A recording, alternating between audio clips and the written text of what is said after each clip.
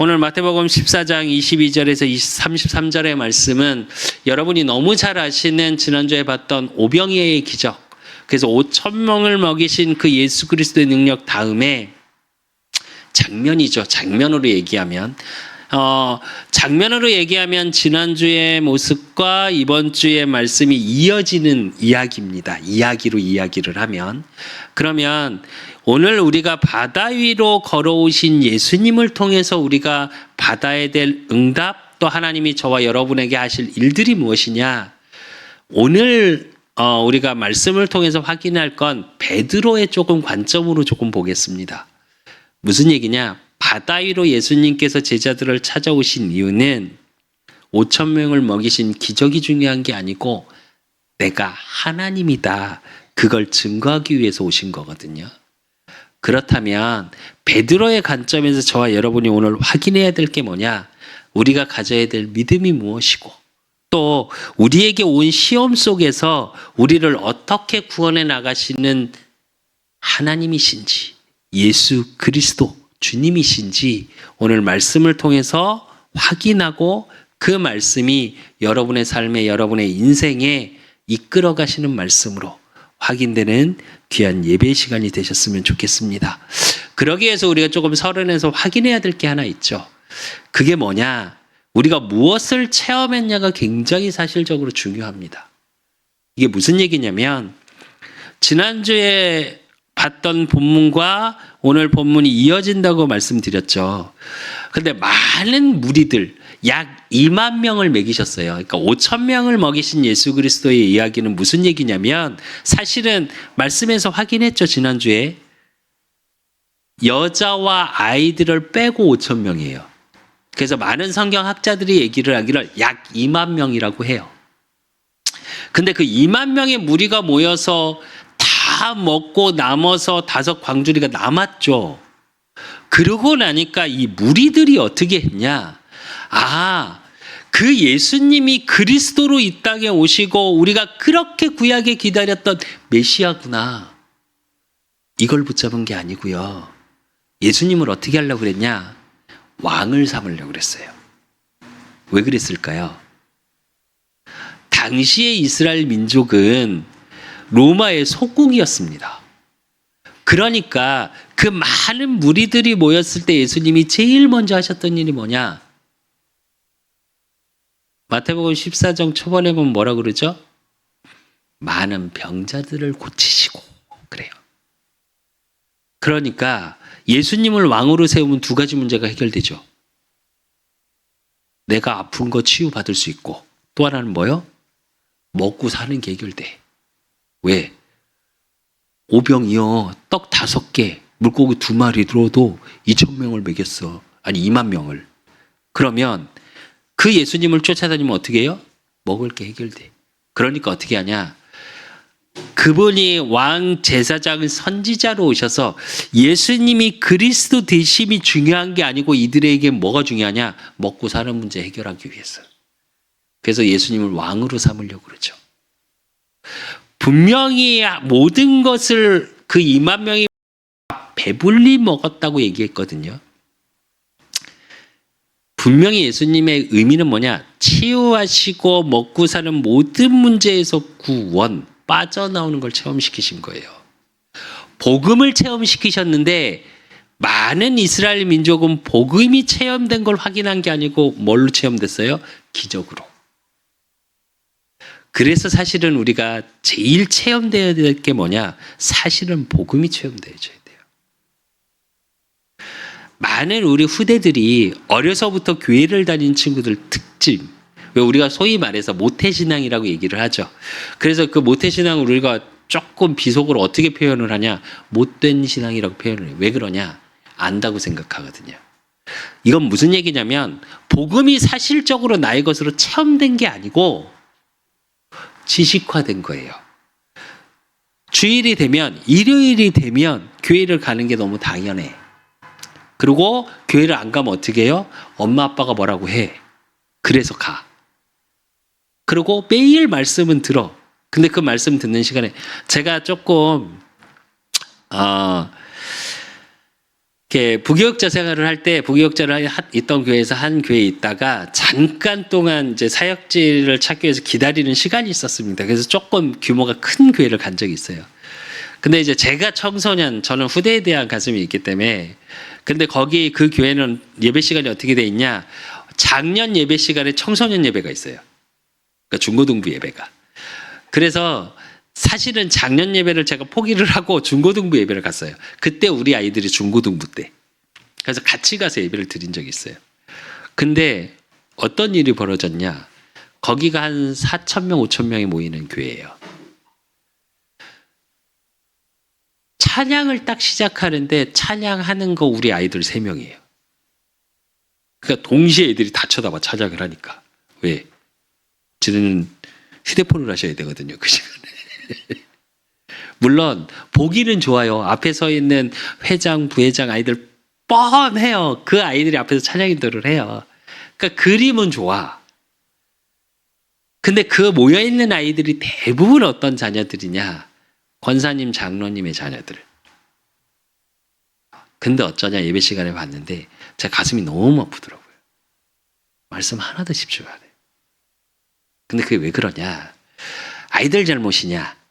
죄송한데 아닙니다. 무슨 말이냐? 복음이 나의 것으로 체험된 적이 없어요. 복음이 체험되었다는 얘기는 무슨 얘기냐? 인격적인 만남이에요. 하나님과 나와의 인격적인 만남이 있어야 돼. 많은 2만 명의 사람이 예수님이 보리떡 5개, 물고기 2마리로 그 2만 명, 그러니까 그 중에 한 명이 먹었을 거 아니에요. 배부르게. 성경에 보면 뭐라고 그러냐? 날이 저물매. 무슨 얘기냐? 때를 다 놓친 거예요. 그러니까 배고픈 상태야. 그걸 먹었는데도 어떻게 해요? 그리스도로는 안 돼. 안 느껴져. 그냥 내 먹고 사는 걸 해결해 준 분이야. 그냥. 나 아픈 걸 치유해진 그걸 해결해 준 분이에요. 이게 굉장히 중요한 얘기입니다. 복음이 체험됐다는 얘기는. 예수님이 하나님으로 이 땅에 오셔서 그리스도 되심이 여러분의 삶에 체험되지 못하잖아요. 그럼 어떻게 되냐? 구원이 흔들려요. 그러니까 신천지에선 그러죠. 여러분 너무 잘 아시는 것처럼 신천지는 불신자 전도 안 합니다. 교패 붙어있는 집만 두드려요. 그리고 뭐라 그러냐? 구원의 확신이 있냐고 물어봐요. 근데 대부분의 성도들이 어떠냐? 헷갈려요.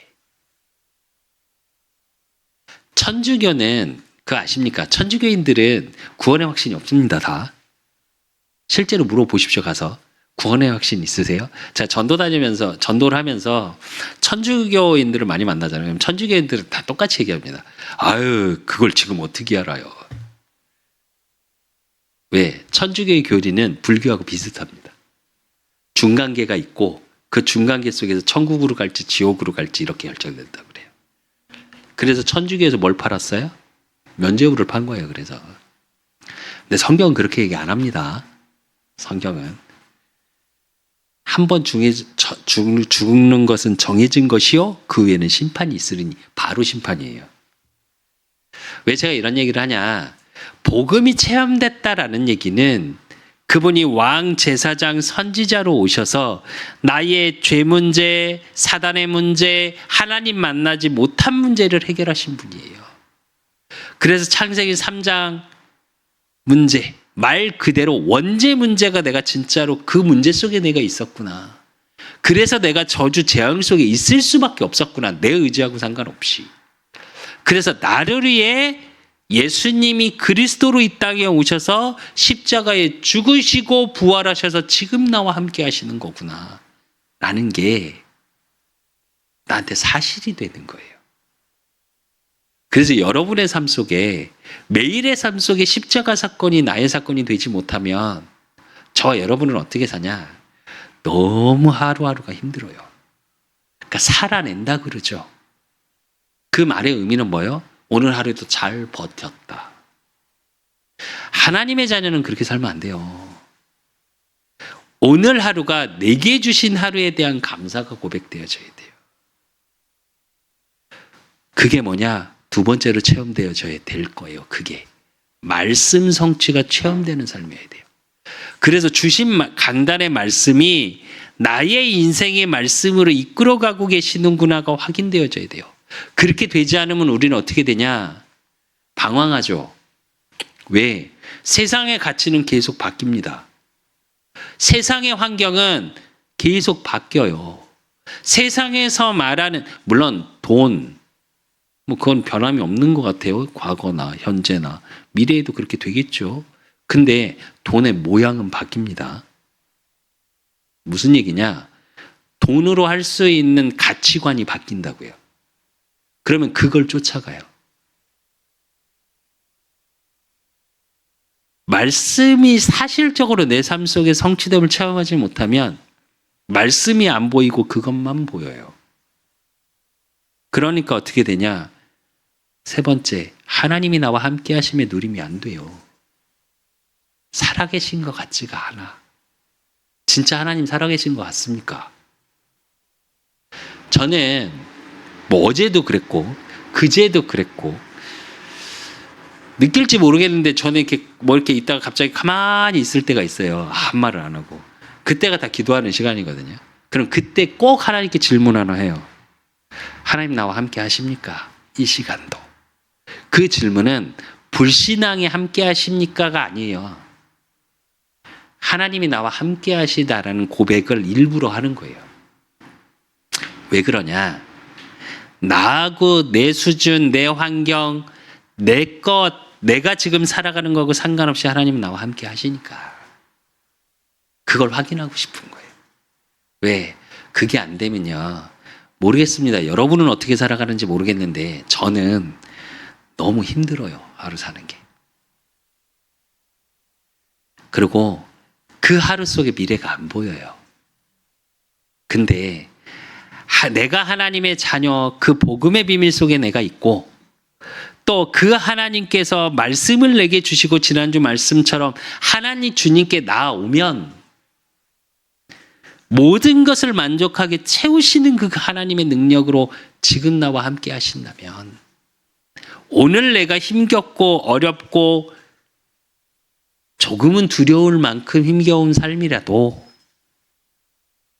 미래를 준비하는 과정일 뿐이구나. 왜? 하나님은 토기장이시라고 그랬습니다. 주님은. 그리고 우린 뭐요? 그래서 그릇을 만들어가는 과정이구나. 이게 내 삶의 매일의 삶 속에 고백되어지지 못하면 우리는 어떻게 되냐? 또 이게 매일의 삶 속에 체험되지 못하면 어떻게 되냐? 늘 불안해요. 늘 염려해요. 어떡하지? 어떻게 살아야 하지? 그러니까 어떻게 해요? 지난주에 봤던 말씀처럼 제자들이 방법을 찾듯이 세상의 방법을 쫓아가요. 그러니까 무슨 말이냐면 세상에서 필요한 방법들이 있고 스펙들이 있겠죠. 당연히. 그걸 무시하라는 말이 아닙니다. 제 말은. 주님 앞에 나오고 세상의 것을 하나님이 주시는 내 것을 찾아가는 것과 하나님은 안 보이고 오늘 이따가 볼 겁니다. 하나님은 안 보이고 주님은 안 보이고 함께 하심도 안 보이고 말씀 성취도 안 보이고 그냥 세상의 걸로 그러고 살다 힘들면 주일날 와서 주님 하고 눈물 짓는 그것도 필요합니다. 그게 나쁘다는 얘기가 아니라 매일의 삶 속에 행복이 없게 된다는 거죠. 평안이. 그래서 저와 여러분 매일의 삶 속에 지금이라는 시간 속에 복음이 체험되고 말씀을 통해 나를 인도하시는 말씀 성취가 체험되어지고 그러므로 하나님이 말씀으로 나와 함께 하심이 체험되셔야 돼요. 그래서 다윗은 뭐라고 고백하냐? 목동일 땐 여호와는 나의 목자시니 다윗이 왕이 됐을 땐 여호와는 나의 왕이십니다 라고 고백할 수 있는 거예요. 어쩌면 우리는 하나님을 되게 멀게 느낄 때가 참 많아요. 임마누엘이라는 단어는 많이 생각하고 코람데오라는 단어 많이 들으셨죠?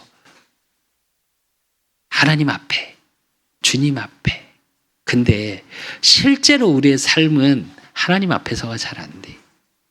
실제로 우리 삶은 하나님이 나와 함께 하심이 잘 안 돼. 이제 반대로 하나씩 체험되시면 돼요. 이 체험은 어떻게 되는 사람이 되냐? 지난주 말씀처럼 그냥 주님 앞에 나오면 됩니다. 우리가 무언가를 열심히 해야 되고 신앙생활을 열심히 해야 되고 예배를 열심히 드려야 되고 기도를 열심히 해야 되고 이 말이 아니고요. 우린 이상하게 세상의 것으로 무언가를 체험하고 무언가를 얻기 위해선 우리가 무언가 열심히 해야 된다고 생각해요. 세상에는 그러니까 그렇게 체험돼 있거든요. 그래서 복음 안에서도 나의 열심으로 자꾸 하려고 그래요. 아니요. 하나님의 열심 속으로 들어가십시오. 하나님은 끊임없이 여러분을 사랑하시고 끊임없이 여러분과 함께하고 싶으시고 그래서 끊임없이 말하잖아요. 한 예화가 그런 말이 있잖아요. 한 성도가 너무 힘들어서 예수님과 이렇게 함께 있는데 예수님한테 그랬대요. 내 인생이 십자가를 지고 가는 삶 같다고. 그래서 너무 힘들다고.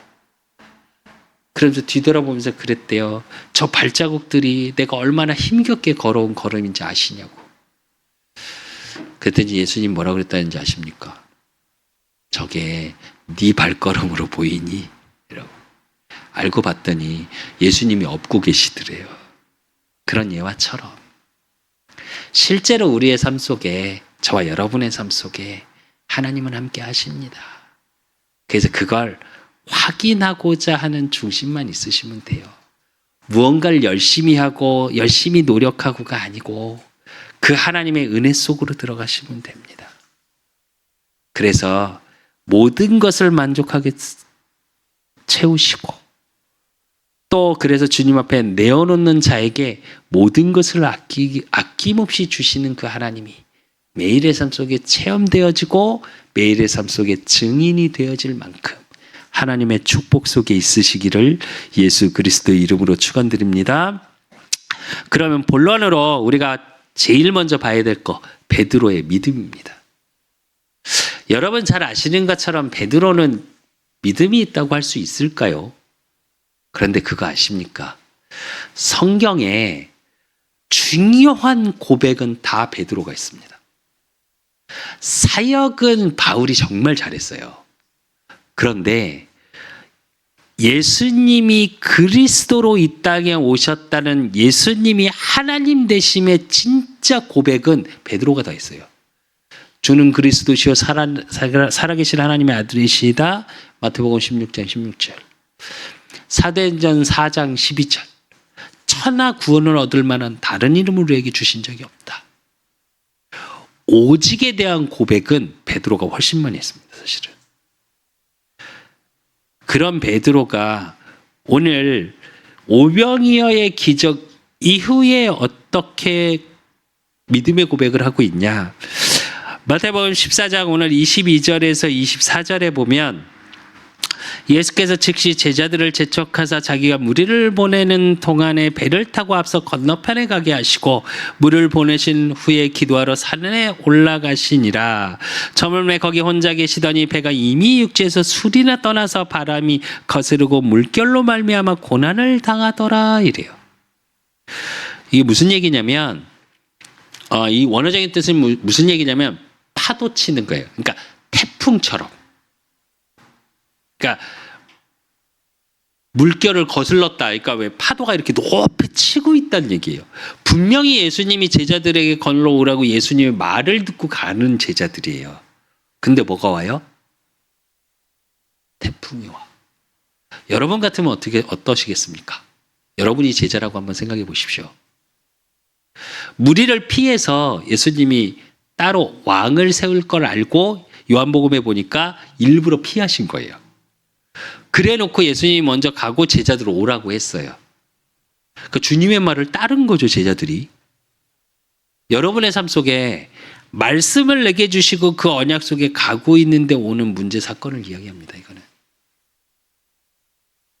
그러한 속에 고난 중에 베드로와 제자들이 있었어요. 그런데 25절에서 27절에 보니까 밤 사경에 예수께서 바다 위에 걸어서 제자들에게 오시니 그래요. 이제 이게 사경이 뭐냐면 그 당시에 로마시예요. 그러니까 1경, 2경, 3경, 4경 이렇게 나눴어요. 로마 시간이. 그래서 사경이 어떤 시간이냐면 새벽 3시에서 6시 사이. 그러니까 거의 새벽, 그러니까 밤새 그러고 있었던 거예요. 제자들이 밤부터 파도하고 배 위에서 씨름하고 있었던 거예요. 그런데 어떻게 하냐?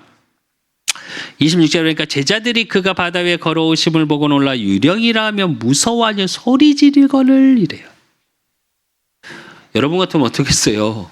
새벽에 막 이러는데 바다 위에 막 사람의 그림자가 이렇게 가까이 걸어와. 여러분 같으면 어떠시겠습니까? 그러니까 여기 유령이라 그러죠. 그러니까 원어적인 뜻이면 같은 뜻이에요. 귀신 본 것 같은. 근데 제자들에게 그런 상황 속에서 무리를 걸어서 오신 이유가 뭘까요? 하나님이시거든요. 사람이 무리를 걸을 수 있습니까?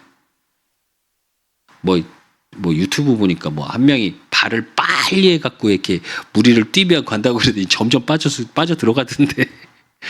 네, 사람이 무리를 걸을 수는 없어요. 바다 위를, 거기다 파도 치는 바다 위를.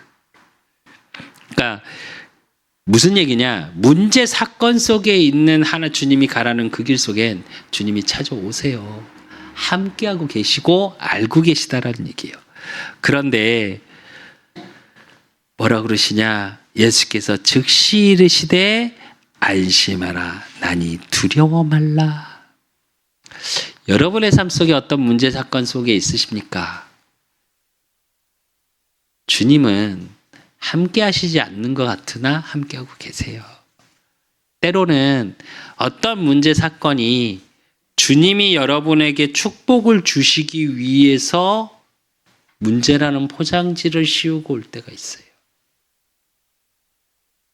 그건 어떤 시간표냐? 갱신의 시간표고요. 우리가 바른 걸 봐야 되는 시간표예요. 그 속에서 베드로는 어떤 믿음으로 고백하냐? 28절에 보니까 베드로가 대답하여 이르되 주여 만일 주님이시거든 나를 명하사 무리로 오라 하소서 하니 그래요. 이게 그냥 문자적으로 읽으면 느낌이 어떤 느낌이 드세요? 주님이시거든. 꼭 주님을 시험하는 단어 같죠. 근데 이거 사실 원어적인 뜻은 이런 뜻이 아닙니다. 원어적인 뜻은 어떤 고백이냐면 주님을 시험하는 게 아니라 하나님이시잖아요. 주님이신 까닭에 이런 의미예요. 원어적인 뜻이. 그러니까 주님이신 까닭에 나를 무리로 걷게 하실 수 있잖아요. 이 고백입니다. 지극히 베드로스러워요. 저는 여러분은 어떤지 모르니까 많은 목사님들이 이제 목회자의 롤모델이 사실은 사도 바울이에요. 근데 저는 개인적으로 사실 저는 바울처럼 뭐 엘리트도 아니고 성향도 그런 성향이 못 돼서 근데 저는 개인적으로 베드로가 너무 좋습니다. 너무 애기 같잖아요. 좀 전에 상황을 생각해 보십시오 한번. 파도 쳐갖고 막 난리치니까 주님 오니까 이러고 놀랬어요. 근데 주님이 걸어오니까 나니 두려워 말라. 와 이러더니 나도 걷게 해주세요. 이런 거예요. 근데 이게 정말 좋은 신앙입니다. 여러분이 주님 앞에서는 그렇게 애기 같으셔야 돼. 때론 땡깡 부리고. 왜? 우리 엄마 아빠니까 땡깡 부리잖아요. 엄마 아빠는 그걸 다 들어주니까. 우리 신화영이도 마찬가지. 보니까 엄마한테 계속 땡깡 부리더라고. 이거 줘, 저거 줘. 앉아서 이거 해줘. 왜 그러냐? 근데 나한테는 그렇게 해달라고 안 하더라고요. 삼촌인데도. 왜? 삼촌이니까. 내 아빠가 아니니까. 그것처럼 주님이 아버지라고 그랬어요. 우리가 자녀들한테 왜 다 해줄 수 있을까요? 부모니까 당연한 거예요. 뭐 세상에는 의무라고 말하는데 아니 의무로 그걸 하려면 너무 힘들어요. 자녀들한테. 의무가 아니라 부모니까 당연한 거예요. 그냥 왜 사랑하니까. 사랑하기 때문에 때로는 너무 힘들어 보이기도 하고요. 왜? 잘했으면 좋겠는데. 그래서 안타까운 거고요. 하나님이 보실 때 저와 여러분은 어떠실 것 같으십니까? 자녀가 힘들고 괴로워하면 부모 마음은 몇 배 더 힘듭니다. 단 저는 그래요. 우리 아이들 있을 때 힘든 것 같으면 사실은 그냥 물어보기만 합니다. 느껴지는데 이상하게 부모 느껴져요. 힘들면. 그러면 물어만 봐요. 괜찮냐? 이러고. 그럼 우리 아이들 분명히 느껴지는데 괜찮냐고 물어봐요. 안 되겠어요. 물어보는데 그러면 얼마 전에도 한번 우리 셋째가 느낌이 계속 이상해서 물어봤어요. 한번. 아들 별일 없지? 그랬더니 이게 꼬박꼬박 거리더니 예 괜찮습니다 아버지. 그러더라고요. 근데 아니요. 나중에 그러니까 한참 지나서 얘기하더라고요. 그때 너무 힘들었었다고. 그래서 새벽에 막 3시에 전화해갖고 아버지 주무셨습니까? 이러더니 한 시간을 이야기하더니 혼자 엉엉 울고 너무 힘들었다며. 너무 힘들다며. 그럼 또 들어주고. 느껴져요, 부모는. 근데 그 기다리는 시간이 참 아파요, 사실은. 근데도 기다려줍니다. 그게 부모예요. 또 그렇게 힘들다고 엉엉 울을 때 어때요? 한편으로 정말 마음 아프고 한편으로 어떤지 아십니까? 고마워요. 그게 고마워요. 그게 부모더라고요, 희한하게. 그러니까 우리가 하나님 앞에 눈물로 기도할 때 하나님이 이런 마음이시겠구나. 물론 우리가 측량할 수는 없어요. 하나님의 마음을. 우리 인간의 수준을 어떻게 측량하겠습니까? 근데 하나는 분명합니다. 하나님은 저와 여러분 사랑하세요. 저와 여러분이 상상할 수 없을 만큼. 잠깐의 이제 방송에서 이렇게 하는 잠깐의 영상 속에 한 배우, 그러니까 배우 하다가 지금은 안 하는 한 사람이 이렇게 나와서 우리를 얘기하면 간증이죠. 이런 자기 경험을 얘기하더라고요. 무슨 사고가 나서 사실은 자녀를 먼저 천국에 보냈대요. 근데 너무 힘들더래요. 그렇겠죠. 자녀, 좀 전에 제가 말씀드렸던 것처럼 그렇게 사랑하는데. 근데 그때 느껴지더래요. 하나님의 사랑을 잘 모르겠더래요, 솔직히. 자기가 어려서부터 신앙생활을 했는데 하나님의 사랑을 잘 모르겠다. 그러니까 독생자 예수님을 죽이기까지 하면서 우리를 사랑했다는 그 말의 의미를 정말 모르겠더래요. 그랬는데 그 자녀가 천국을 가고 너무 힘들어서 하나님을 그렇게 원망했답니다. 근데 그렇게 기도를 하고 있는데 문득 가슴을 때리는 한마디가 있더래요. 나는 어땠겠니? 라고. 그때 느껴지더래요. 다는 모르겠지만 조금은 알겠더래요.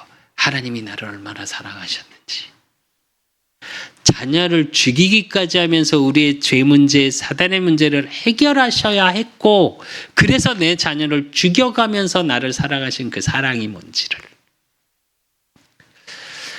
오늘 베드로가 고백하는 이 고백이 그 고백이에요. 주님이거든, 이시거든. 주님인 까닭에 나를 바다 위에 걷게 해주실 수 있어요? 라고 얘기한 거예요.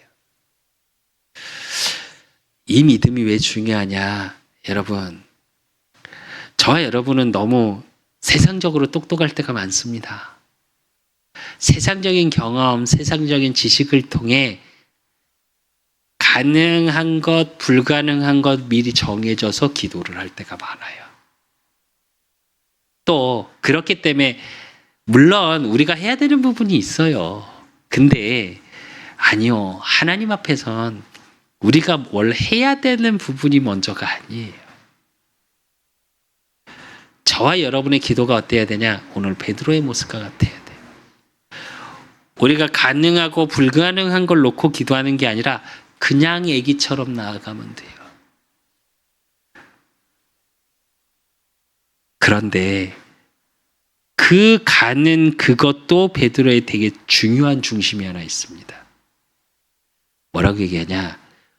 바다 위로 걸어서 뭐 하려고 그래요? 우리는 신앙이 때로는 보여주기 신앙을 많이 하는데 베드로는 어떻게 하냐? 주님께 가고 싶다예요. 그래서 29절에 보면 뭐라고 그러냐? 오라시니 베드로가 내려 배에서 내려 물 위로 걸어서 예수께로 가되 이래요. 이게 굉장히 중요한 얘기입니다. 이게 항상 베드로의 중심이었어요. 이 믿음을 이해하지 못하면 제가 설교 때 몇 번 얘기했습니다. 요한복음 21장의 말씀을 이해 못해요. 베드로가 예수님을 배신하고서 다 울기 전에 3번 부인하고 지만 도망간 게 아니라 자기가 전도했던 모든 뱃사람들 다시 데리고 가서 뭐예요? 어부예요. 그런 베드로에게 예수님이 찾아와서 묻습니다. 네가 나를 사랑하냐고. 오늘 본문이 이해가 안 되면 이 중심이 아니었다면 베드로가 그렇게 말 못해요. 뭐라고 그래요? 아니 배신하고 원래대로 그냥 어부로 돌아가 버렸다니까요. 예수님 십자가에 죽으시는 거 보고 끝났다고 생각했다니까요. 베드로. 그냥 외면으로, 그러니까 외적으로 보면 그렇잖아요. 그런 베드로에게 찾아와서 예수님이 네가 나를 사랑하냐? 근데 사랑도 그냥 아니에요. 이 사람들보다 그랬어요. 그 얘기는 다른 사람들만큼이 아니라 그 이상 나를 사랑하니? 라고 질문한 거예요. 그러니까 특별한 사랑을 말하는 거거든요. 그러니까 베드로가 뭐라고 그래요? 내가 주를 사랑하는지 주께서 아시나이다 이렇게 말해요. 배신하고 도망갔다니까요. 우리로 얘기하면. 근데 베드로의 믿음이 어디에 있었냐? 오늘 요 본문이에요. 늘 주님께 향해 있었던 거예요. 땡깡을 부리고 애기 같은 모습 속에서도 누구를 향해 가요? 주님을 향해 걸어가요. 저와 여러분이 이러시면 됩니다. 우린 때로 너무 부족하고요. 때론 연약하고요. 제가 몇 번 말씀드렸잖아요. 여러분은 어떠신지 모르겠어요. 저는 하루에 불신앙이 1000만 번 왔다 갔다 해요. 제가 목회자인데도. 때론 두려워요. 아, 인생이 이렇게 살다 끝나는 거 아닌가. 때론 사람들한테 보여주고도 싶어요. 아, 이렇게 무시다. 이런 내가 진짜 이 생각 들어요. 안 들지 않습니다. 저.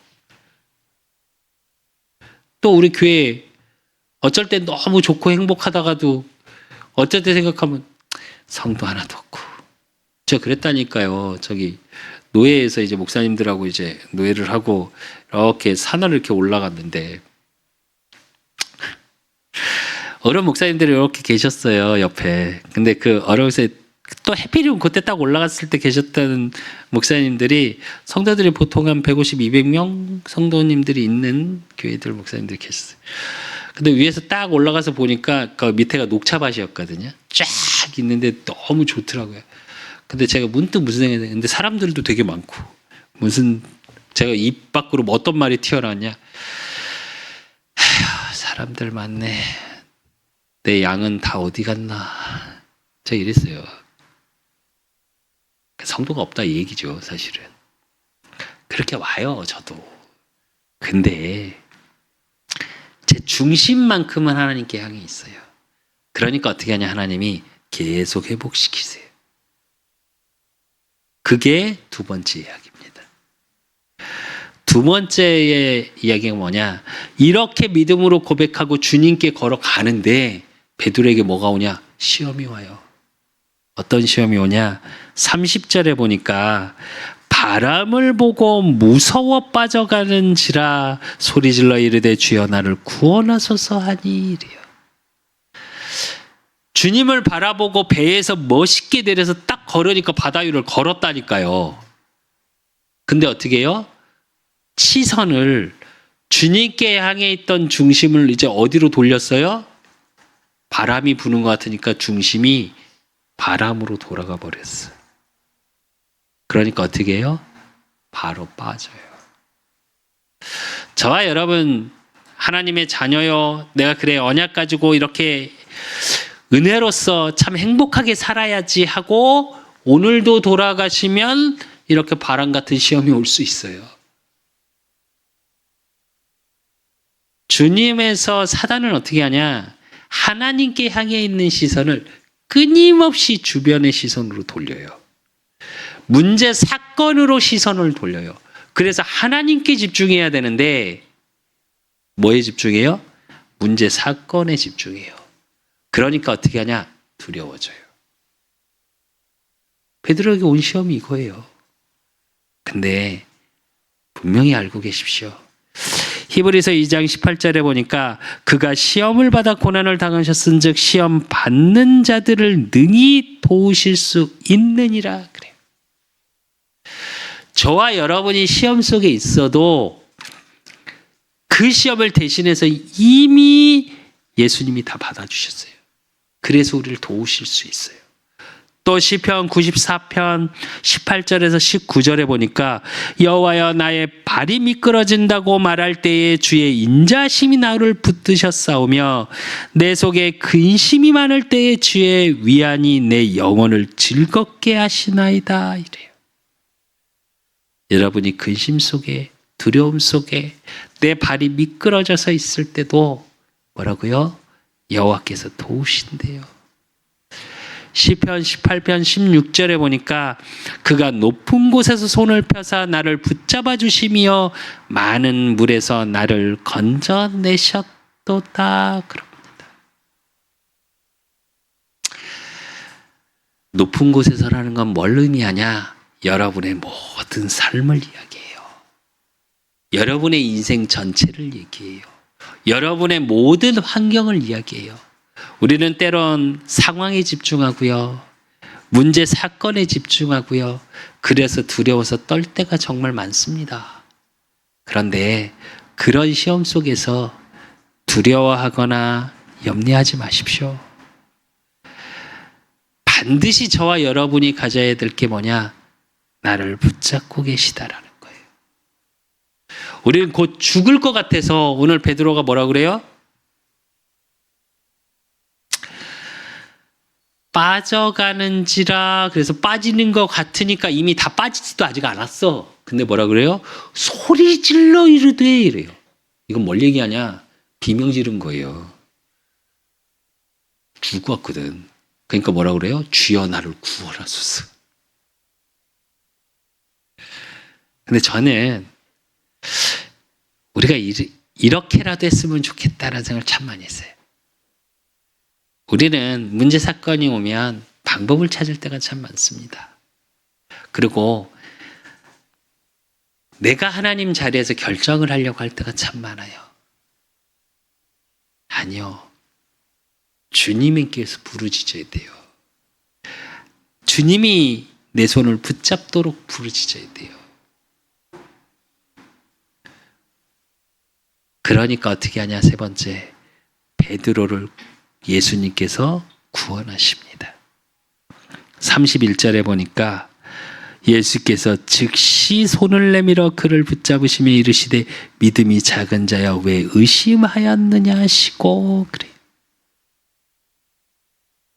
여기서 의심은 못 믿었냐 이 말이 아니에요. 단순히 그 말이 아니고 왜 그러니까 두려워서 고개를 돌렸냐 이 말입니다. 주님께 집중하지 않고 왜 바람 때문에 내가 죽을 거라고 생각했냐라는 말입니다.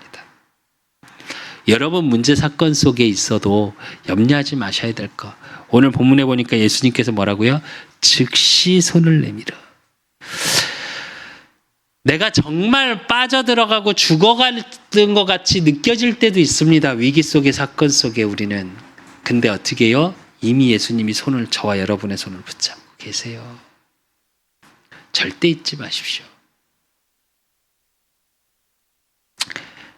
그 정도로 끝나는 게 아니라 구원하셔놓고 어떤 응답을 주시냐. 32절 33절에 보니까 배 함께 오름에 바람이 그치는지라. 배에 있는 사람들이 예수께 절하며 이르되 진실로 하나님의 아들이로소이다 그래요. 근데 요한복음에 보니까 어떻게 말씀이 나와 있냐. 바람에게 명하여 이르되 바람아 잠잠하라 이래요. 무슨 말이냐. 저와 여러분의 바람 때문에, 문제 때문에, 사건 때문에 우리가 두려워할 그때에 주님을 찾으면 주님이 어떻게 하시냐. 그것까지 잠잠하게 하세요. 그리고 바람이 어떻게 해요? 바람이 그쳐요. 여러분의 삶 속에 즉시 구원을 하시는데 어떤 능력으로요? 요한복음 1장 3절에서 4절에 보니까 만물이 그로 말미암아 지은 바 되었으니 지은 것이 하나도 그가 없이는 된 것이 없느니라. 그 안에는 생명이 있었으니 이 생명은 사람들의 빛이라 이래요. 빛으로, 생명으로, 창조의 능력으로 살리셔요. 또 요한복음 14장 27절에 보니까 평안을 너에게 끼치노니 곧 나의 평안을 너희에게 주노라. 내가 너희에게 주는 것은 세상이 주는 것과 같지 아니하니라. 너희는 마음에 근심하지도 말고 두려워하지도 말라. 주님의 구원의 비밀은 무엇 속에 있냐? 평안 속에 있어요. 그 평안은 제가 말씀드렸죠. 평안의 원어적인 뜻이 뭐냐? 만족하다예요.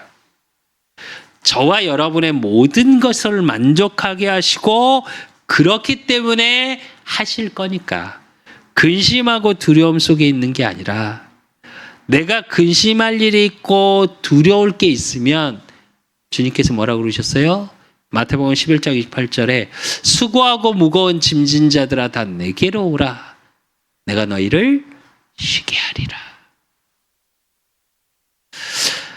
오늘 본문을 잘 생각하시면서 바다 위를 걸어오신 예수님이 이미 기적을 행하셨는데 또 왜 그렇게 제자들에게 보이셨냐?